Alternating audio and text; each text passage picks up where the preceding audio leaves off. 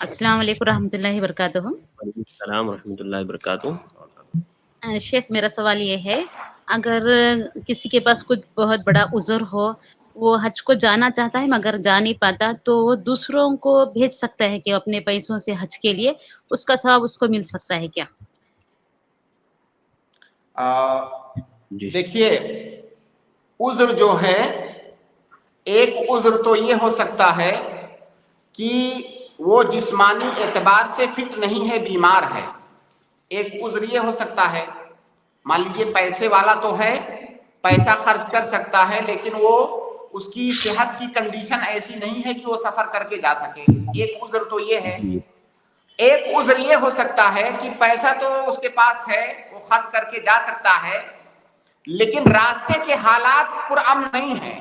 جن راستوں سے اسے گزرنا ہے وہ پرامن نہیں ہے، وہاں تک وہ نہیں پہنچ سکتا ہے۔ کوئی بھی کسی بھی قسم کی رکاوٹ ہے راستے میں جس سے اس کو خطرہ ہے۔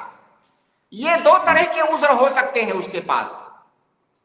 اگر بہرحال اگر عذر کی کوئی اور شکل بنتی ہے اور حقیقت میں شرعاً وہ معتبر عذر ہے، تو ایسی صورت میں اس کے عذر کا اعتبار ہوگا۔ تو ایسی صورت میں ایسے آدمی کے لیے کے اوپر واجب ہے کہ اگر کوئی دوسرا آدمی حج کرنے کے لیے میسر ہے تو دوسرے آدمی سے وہ حج کروائے، اس کو پیسہ دے اور اس سے حج کروائے، اگر کوئی دوسرا آدمی حج کرنے کے لیے میسر ہے تو۔ اور جو دوسرا آدمی حج کر رہا ہے اس کے لیے ضروری ہے کہ پہلے اپنی طرف سے وہ حج کیا ہوا ہو۔ اللہ کے نبی صلی اللہ علیہ وسلم کی ایک حدیث ہے، ایک صحابی کو اللہ کے نبی صلی اللہ علیہ وسلم نے سنا، وہ صحابی تلبیہ پکار رہے تھے کہ لبیک اللہم ان شبرما، کہ اللہ تعالیٰ میں شبرما کی جانب سے حج کر رہا ہوں۔ تو اللہ کے نبی صلی اللہ علیہ وسلم نے پوچھا یہ شبرما کون ہے؟ تو انہوں نے کہا کہ اخ لی او قریب لی، کہا میرے بھائی ہیں، یا انہوں نے کہا میرے کوئی قریبی ہیں۔ تو اللہ کے نبی صلی اللہ علیہ وسلم نے پوچھا کہ کیا اپنی طرف سے حج کر لیے ہو؟ تو انہوں نے کہا کہ نہیں۔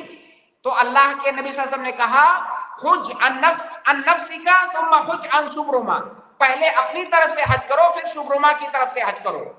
تو خلاصہ یہ کہ اگر کسی کے پاس معقول اور شرعی عذر ہے جس کی بنیاد پر پیسہ ہوتے ہوئے وہ حج کو نہیں جا سکتا، تو اگر کوئی دوسرا ایسا آدمی میسر ہے جو اس کی طرف سے حج کر سکتا ہے تو اس سے وہ حج کروائے گا۔